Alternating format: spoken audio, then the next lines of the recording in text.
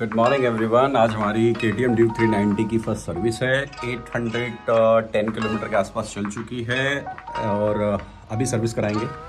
थोड़ा सा गाड़ी में एक दो इशू, छोटे मोटे इशू हैं, उनको फिक्स कराएंगे। लाइक थोड़ा सा ना इनिशियल पिकअप के टाइम पे हल्का सा कभी कभी जर्क कर रही है। मैंने इसका रिसर्च किया तो पता चला कि ये जो प्रॉब्लम है ये थ्रॉटल बॉडी क्लीनिंग से चली जाती है आमतौर पे।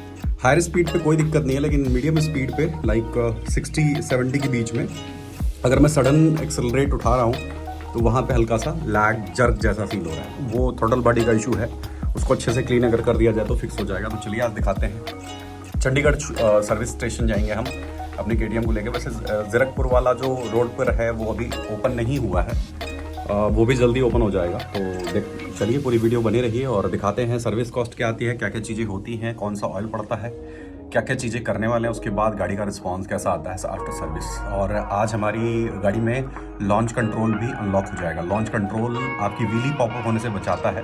कभी कभी आप ना मतलब ड्रैग कर रहे हो या फिर खुद से ही भगाने की कोशिश कर रहे हो, अगर झटके से ज़्यादा क्लच छूट जाए ओवर एक्सेलरेटर के साथ में तो गाड़ी आगे से उठ जाती है और उससे आप पीछे पलट के गिर भी सकते हो। तो उसको भी कंट्रोल करता है लॉन्च कंट्रोल, है ना।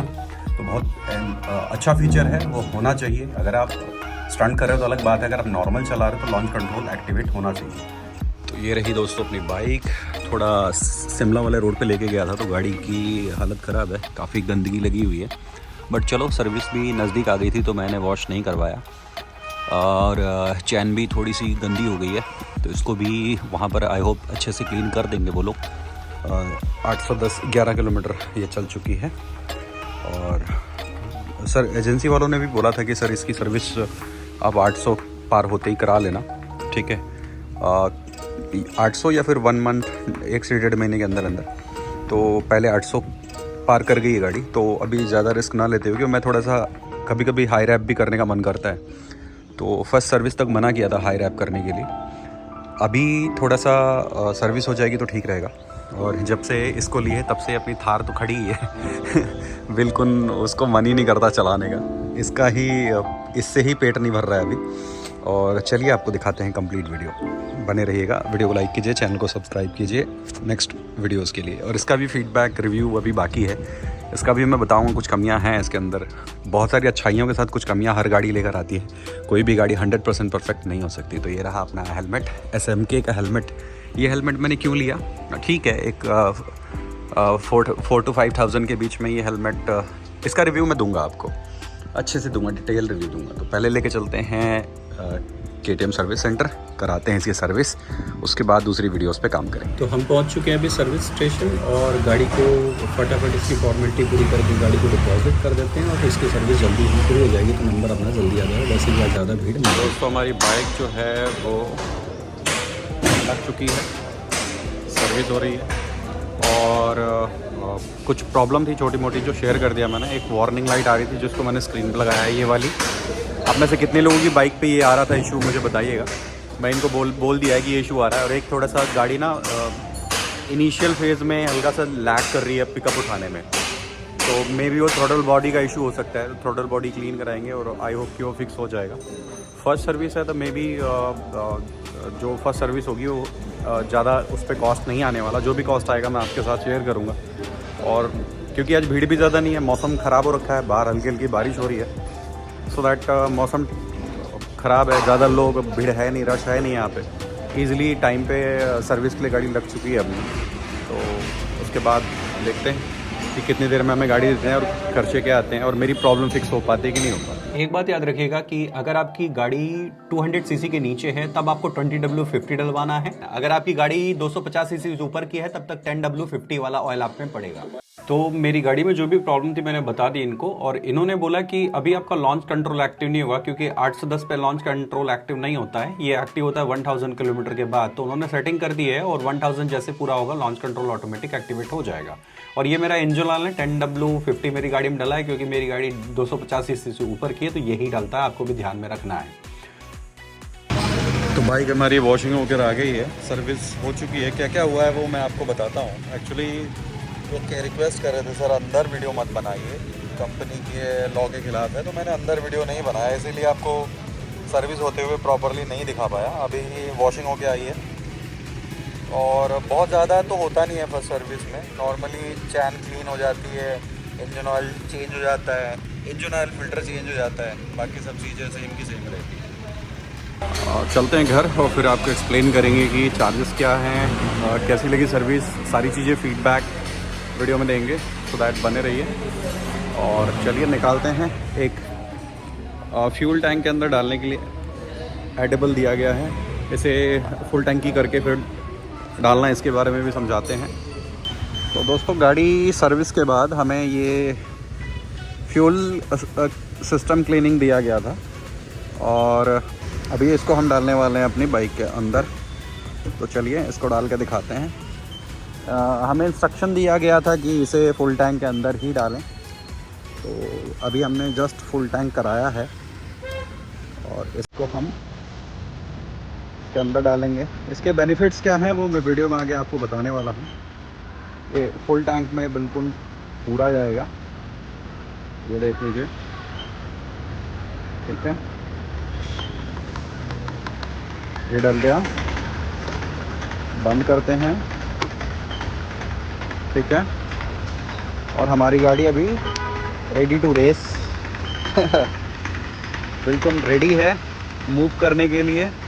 और इसके बारे में मैं आपको समझाता हूँ, इसके बेनिफिट्स क्या हैं और कितने किलोमीटर पे डालना है।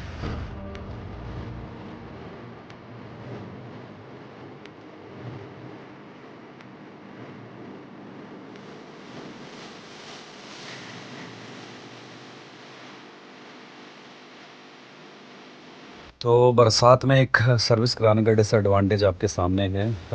पूरी गाड़ी कीचड़ से भर चुकी है क्योंकि बारिश हो रही है। चंडीगढ़ में तो ज़्यादा बारिश हो रही थी, तो उन्होंने वॉश करके दी और जैसी पहले थी उससे भी बेकार दिख रही है।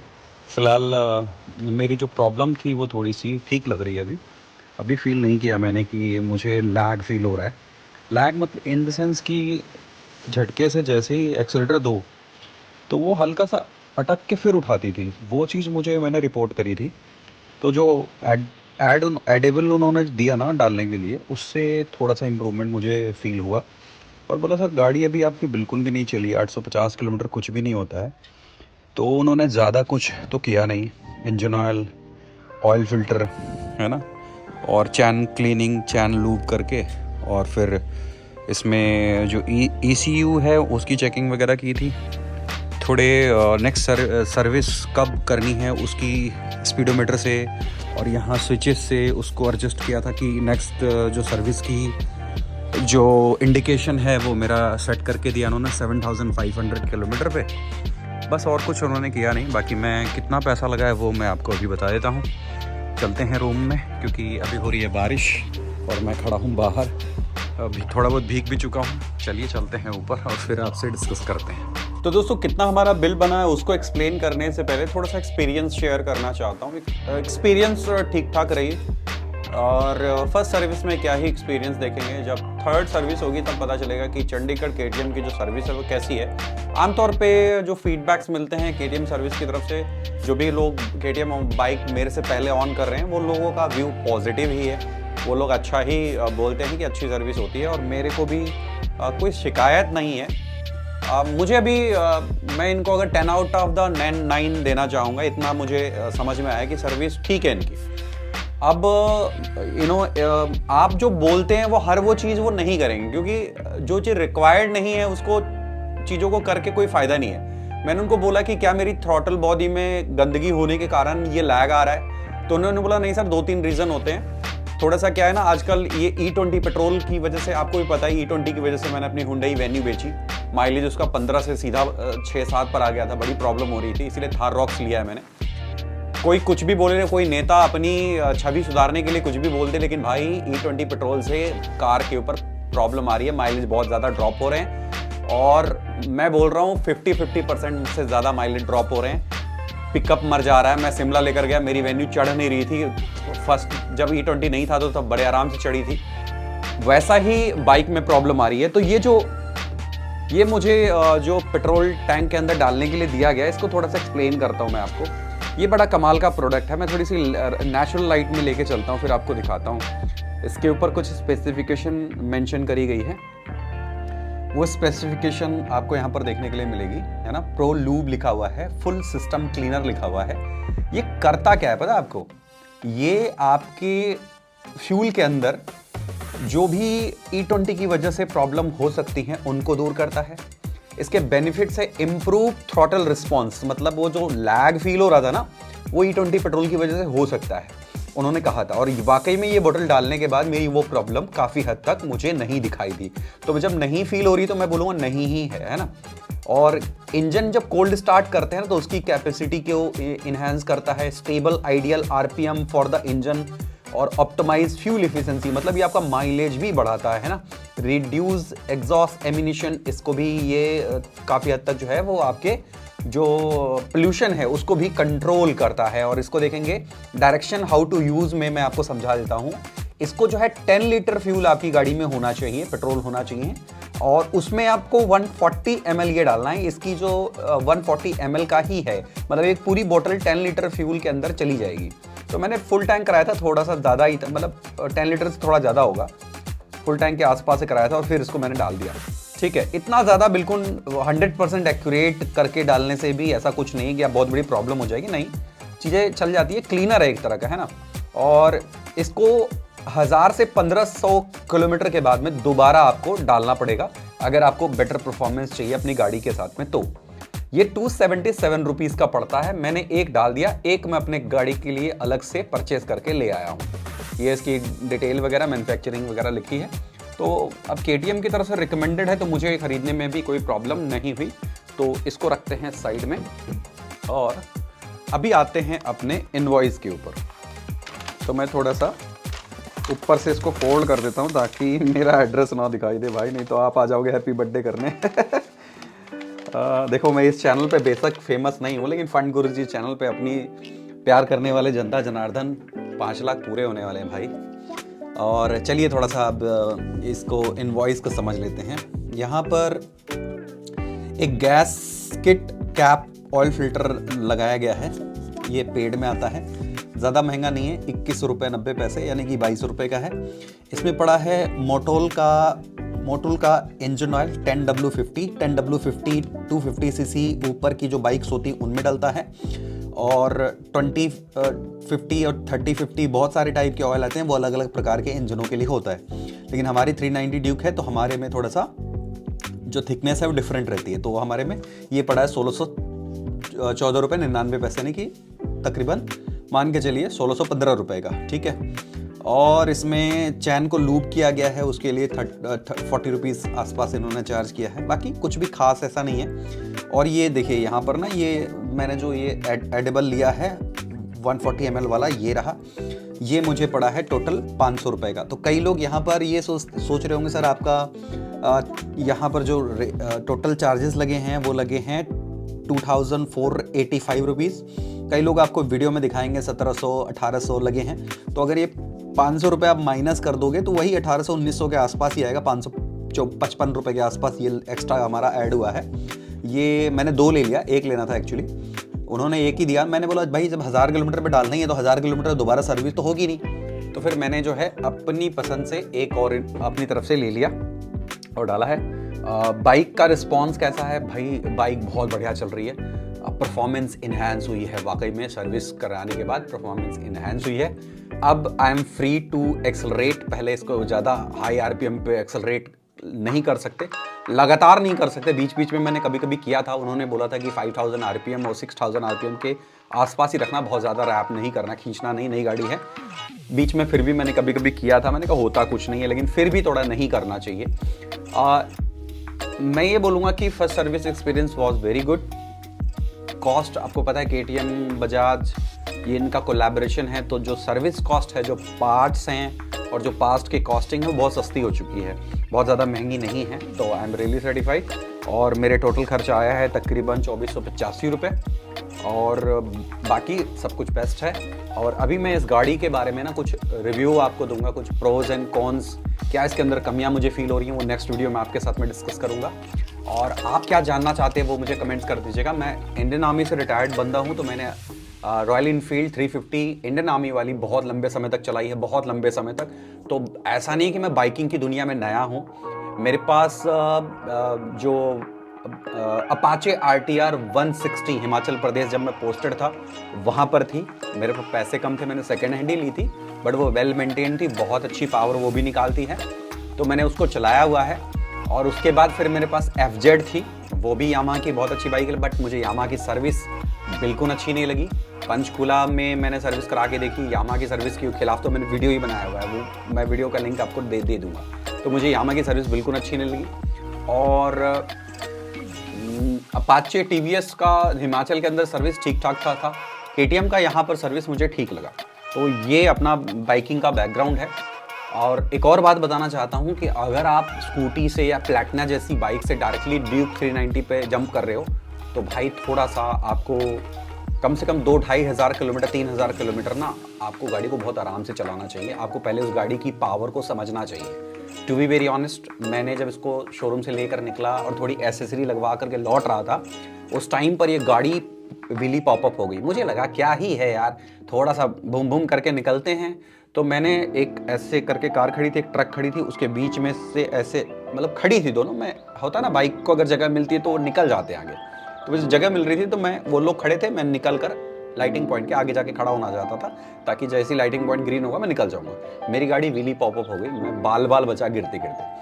अच्छा, ऐसा नहीं है कि मैं इस गाड़ी से बहुत खुश हूं और आपको बहुत डरा दूंगा कि ये आपको पटक देगी, फेंक देगी जैसे दूसरे लोग बोलते हैं, लेकिन हाँ थोड़ा केयरलेस होकर जैसे आप 150-200 सीसी की बाइक्स को थोड़ा अगर रैप भी कर देते हो ना तो उसकी जो इंस्टेंट पावर डिलीवरी है उसमें हल्का सा लैग होता है, तो वो आपको समय दे देती है संभलने का। इतनी आसानी से विली नहीं होती है, विली पॉपअप नहीं होती। ये तो पटक देगी, क्लियर कट पटक देगी अगर उस तरह की बिगनर जैसी हरकत इस पे की गई तो।